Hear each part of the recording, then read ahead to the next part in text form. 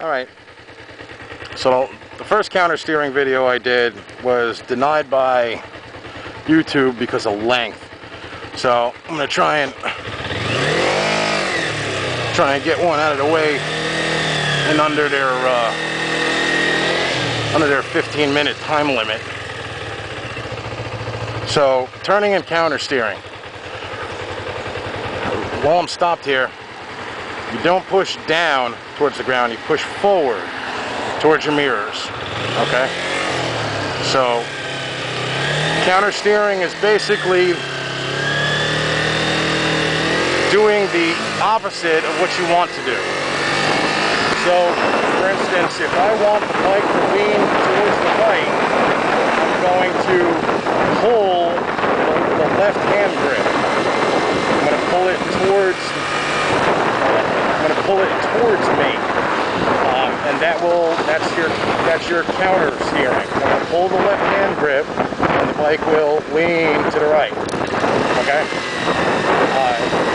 Now, to make it a lot simpler, a lot easier to understand, everybody says push right, push left, turn left. So you push the right hand grip towards the mirror, the bike will lean to the right.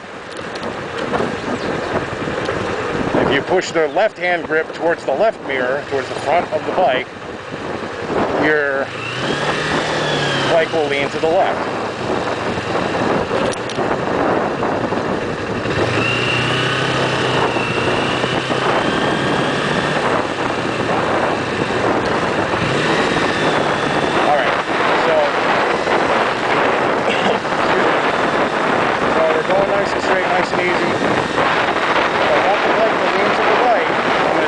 Right hand grip, and I'm going to push my hand forward towards the mirror.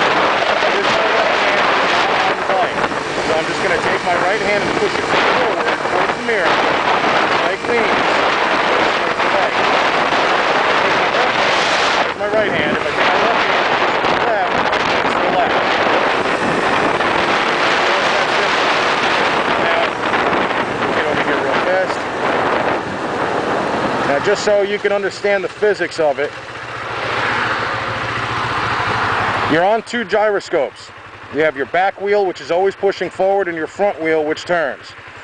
So if the gyroscopic motion of your tires, the spinning motion, makes your bike want to stay vertical. So if you turn your front wheel, if you push the right hand grip forward, the wheel turns to the left.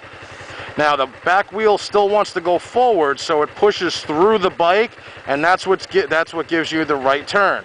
Now, if you take your left hand grip and push forward, the wheel of the bike the front wheel turns to the right. Now the front wheel turns to the right, the back of the bike pushes forward, and then it tips to the left. That's counter steering. It's very simple physics. You just there's no handbook, there's no DMV guidebook that says anything like that.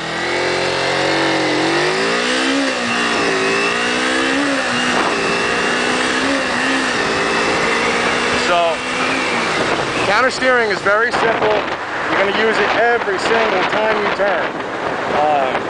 Now with 90-degree turns, with regular right-hand turns or left-hand turns, like at this, at a stoplight or a corner at an intersection, you're going to counter steer to begin your turn.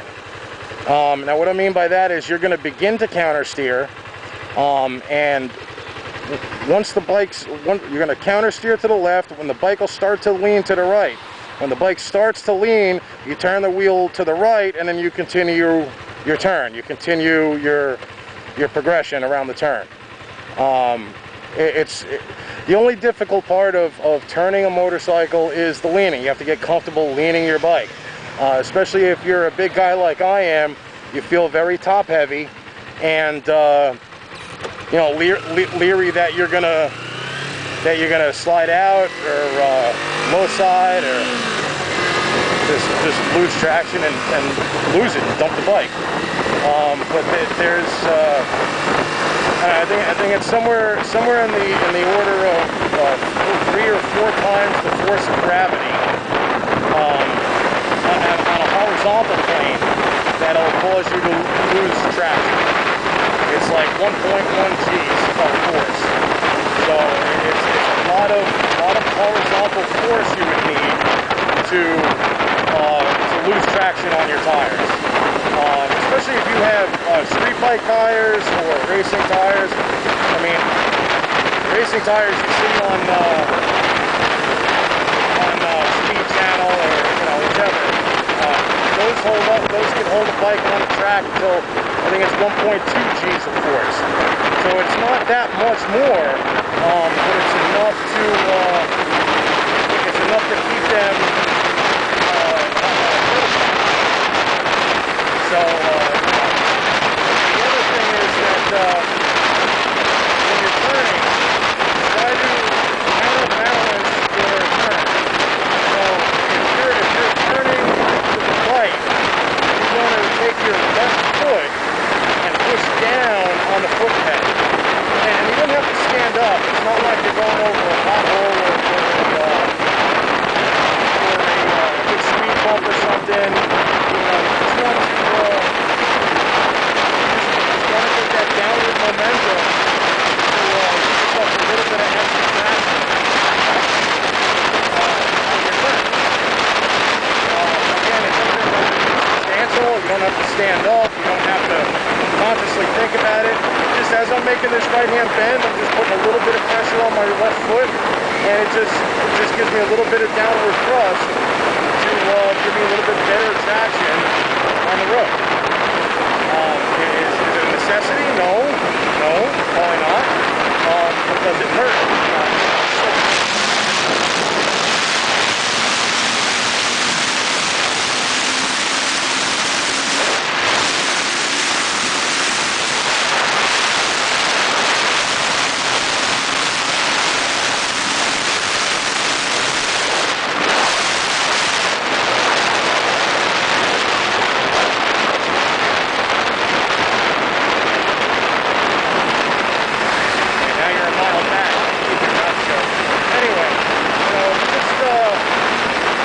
Time with your turns, and remember your countersteering. You're going to push right to go right, you're going to push left, and when I say push, I mean towards the front here.